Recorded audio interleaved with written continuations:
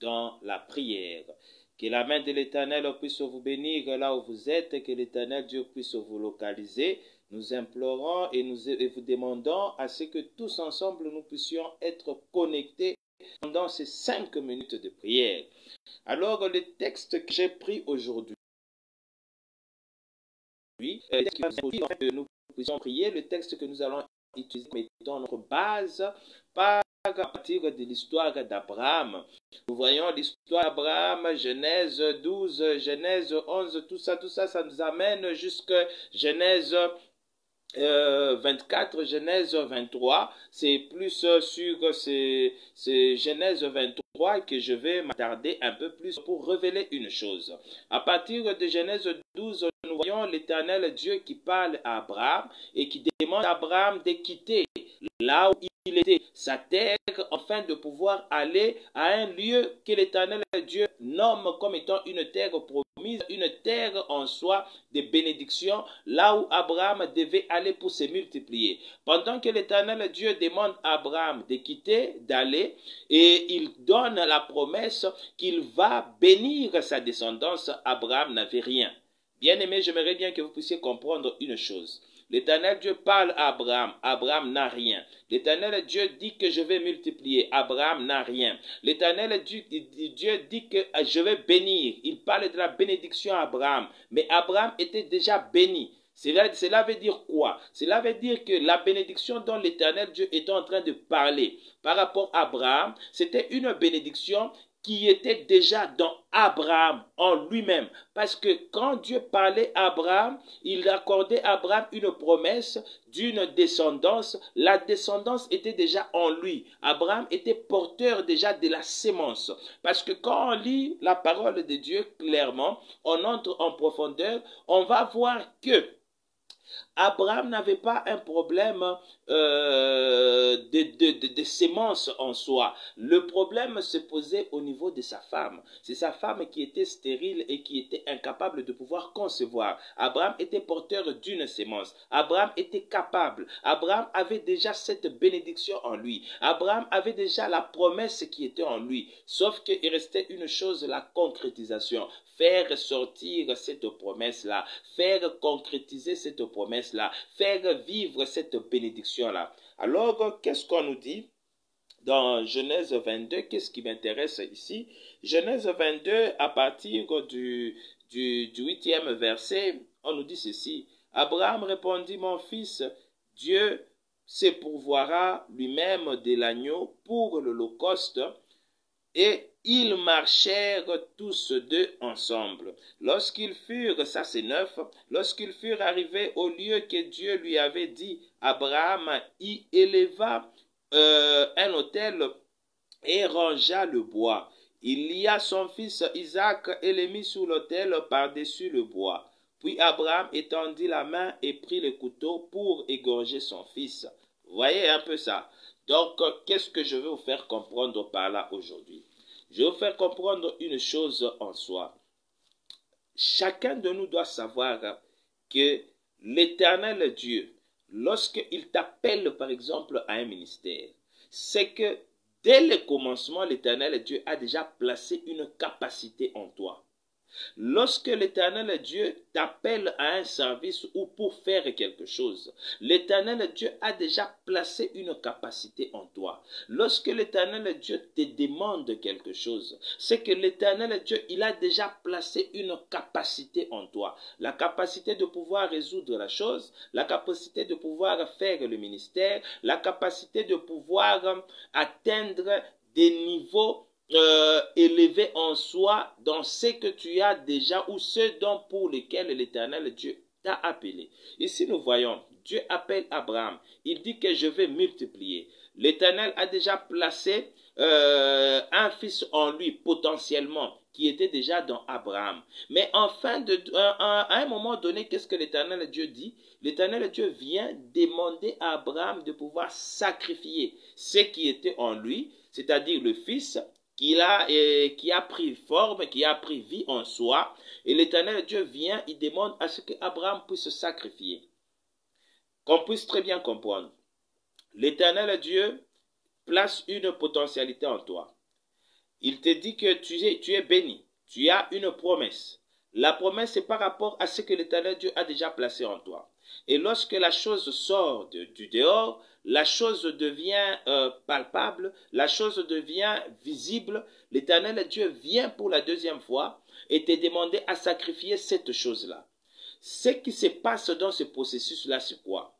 L'Éternel Dieu cherche à ouvrir une bénédiction qui va descendre du ciel. Mais pour que la bénédiction puisse descendre du ciel et agir favorablement dans ta vie, tu as besoin, ou l'Éternel Dieu a besoin, que tu puisses te débarrasser de l'attachement en soi que tu as pour les choses terrestres, les bénédictions terrestre en soi. La bénédiction terrestre d'Abraham, c'était laquelle? La bénédiction terrestre d'Abraham, c'était Isaac en soi. Isaac représentait la bénédiction terrestre d'Abraham. C'était la bénédiction que l'Éternel Dieu lui avait accordée. L'enfant dont il devait jouir, l'enfant dont il pouvait voir et palper, l'enfant dont il pouvait être fier en soi. Or, l'Éternel Dieu lui-même, qui nous montre par le sacrifice de Jésus-Christ, afin de pouvoir gagner l'humanité.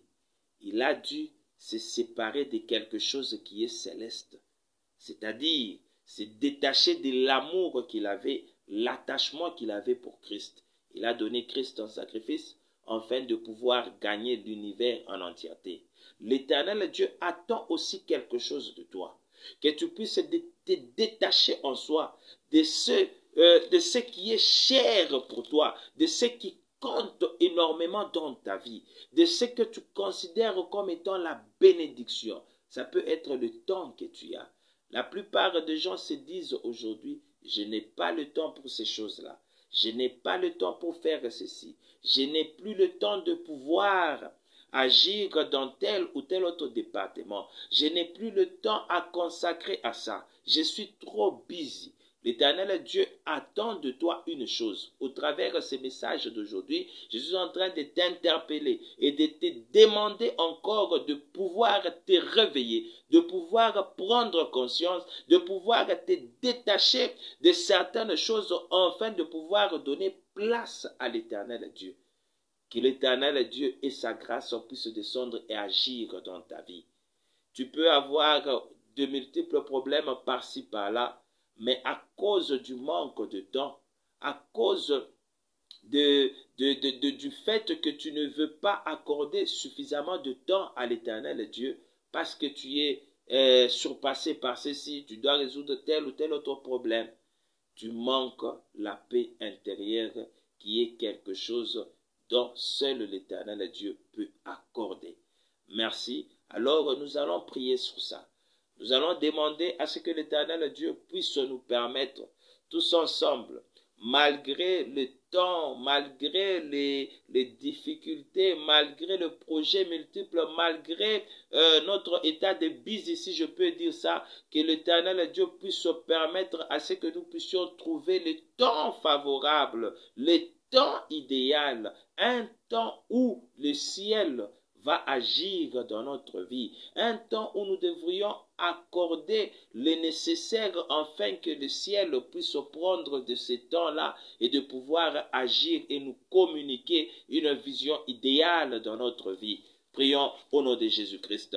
Père Dieu d'amour, Dieu de bonté, Jéhovah, je te loue, je te bénis, je te glorifie pour ce temps que tu as accordé à mon bien-aimé de pouvoir se connecter et de suivre ces messages-ci, Papa. L'exhortation que nous avons pu accorder, Père éternel, c'est pour réveiller encore mon bien-aimé, c'est pour réveiller encore ma sœur, Papa, à pouvoir comprendre qu'il est très important dans la vie de se détacher aussi de certaines choses pour pouvoir accorder plus de temps à l'Éternel Dieu, afin que l'Éternel Dieu puisse avoir le temps de pouvoir agir dans notre vie. Si nous avons besoin d'atteindre la bénédiction céleste, il est aussi obligé à nous qui sommes terrestres présentement de pouvoir nous détacher de l'amour des choses terrestres pour pouvoir atteindre ceux qui sont célestes, papa.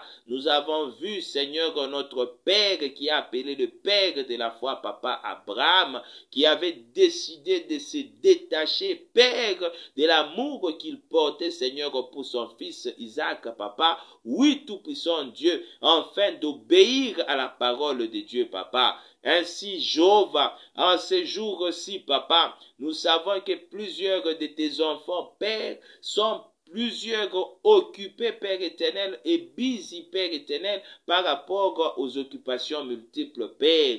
J'implore à ce que ta grâce, Père, ton amour, Jéhovah, puisse toucher leur cœur, papa, afin qu'ils puissent, tout-puissant Dieu, comprendre ces choses-ci, papa. Nous ne disons pas qu'ils ne puissent pas, tout-puissant Dieu, réaliser leur projet, papa, mais nous demandons à ce qu'ils puissent créer, Seigneur, ne fût-ce qu'un peu de temps, Seigneur, pour toi, papa. Au nom de Jésus-Christ, que nous venons ainsi de prier et de te le recommander entre tes saintes mains. Merci Jéhovah, merci Dieu puissant, merci Dieu d'amour, merci Dieu de bonté. Bien-aimé, je te remercie pour ce temps que tu as passé avec nous en prière. Nous continuons avec ce même programme.